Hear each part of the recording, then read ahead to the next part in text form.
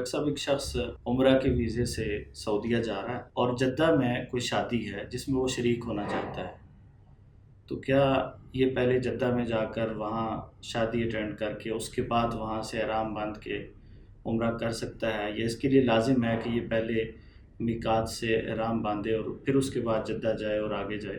تو اس کے لیے کیا صورتحال ہوگی؟ الحمدللہ والصلاة والسلام علی رسول اللہ، اما بعد۔ نبی علیہ الصلوۃ والسلام نے اس حدیث میں جسے جناب عبداللہ بن عباس روایت کرتے ہیں رضی اللہ تعالیٰ عنہما، مواقیت بتا دیے۔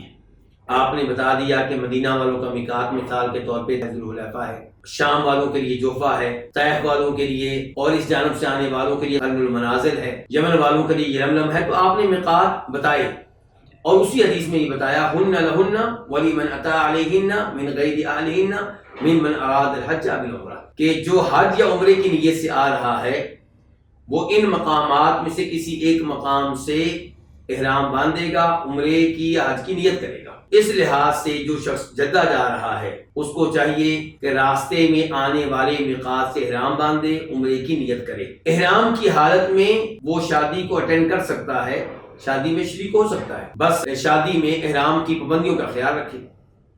جب شادی سے فارغ ہو جائے تو پھر جا کر عمرہ کر لے۔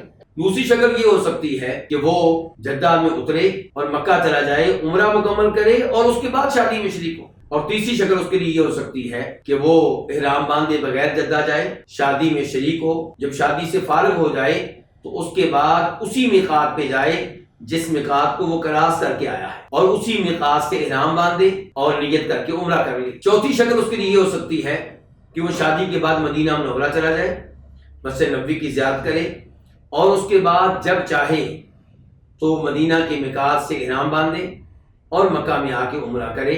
ان چاروں صورتوں میں سے کوئی بھی صورت اختیار کی جا سکتی ہے اور ان چاروں میں کوئی حرج نہیں ہے، واللہ تعالی اعلم۔